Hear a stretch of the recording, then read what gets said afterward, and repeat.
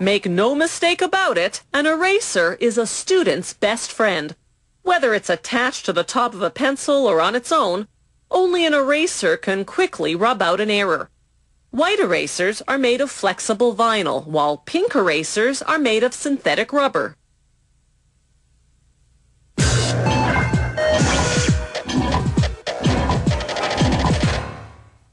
In 1736, a French explorer observed South American native Indians using a certain tree resin to make bouncing balls.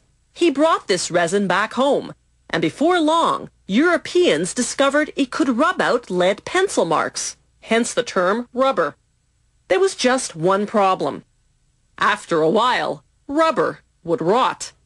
That dilemma was solved a century later by one Charles Goodyear, who developed a curing process to prevent rubber from rotting.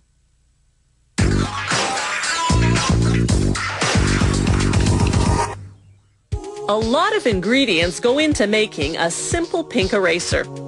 Carefully measured fillers, accelerators, curing agents, oils, coloring, and the main ingredient, synthetic rubber. They start by putting a batch of rubber into a mill. The rubber passes repeatedly between large heated rollers. They throw in any defective erasers from the last production run, recycling them into this new batch.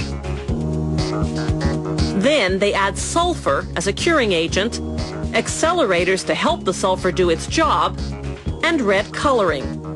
They blend everything for 5 to 10 minutes until the mixture is the consistency of heavy dough. Next, vulcanized vegetable oil. That's vegetable oil treated with sulfur, then regular vegetable oil, then calcium carbonate as a filler.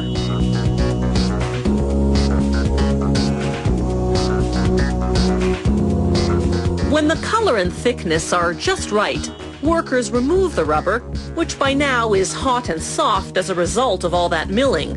They leave it to cool and harden at room temperature for about half a day.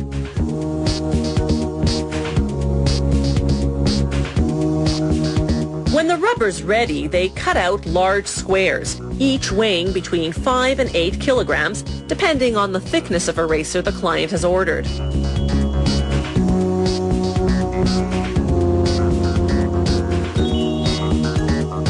The squares go into a steam-heated press to cure for about 20 minutes at 163 degrees Celsius. The pressure compacts the rubber, while the intense heat hardens it.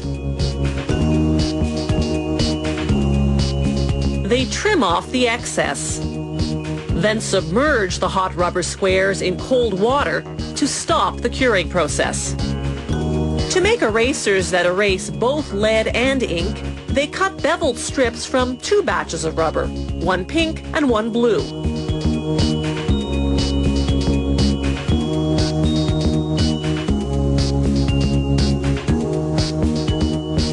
The blue contains pumice, which gives it that extra abrasiveness to erase ink. They pair up each pink with a blue to form a 2-color strip. Then it's into the steam press.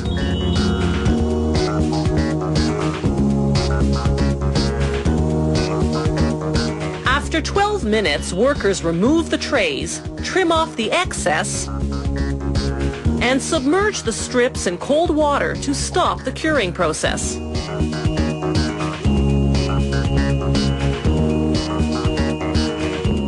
Then an automated machine chops the strips into pieces the size of erasers. Now back to the all-pink erasers. The rubber squares come out of their cold water bath and go through a machine that cuts strips with beveled edges, then chops the strips into erasers. The erasers drop into a giant barrel. Workers throw in some talc to prevent them from sticking together. Then they set the barrel spinning for 3 to 5 hours. As the erasers tumble against each other, the abrasion rounds off their edges.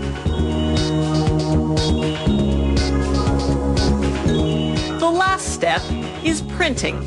A machine stamps each eraser with the company name and the model number.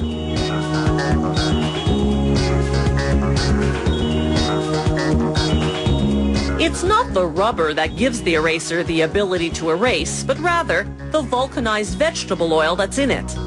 That's what makes the eraser crumble when rubbed on paper, taking away the pencil marks with it.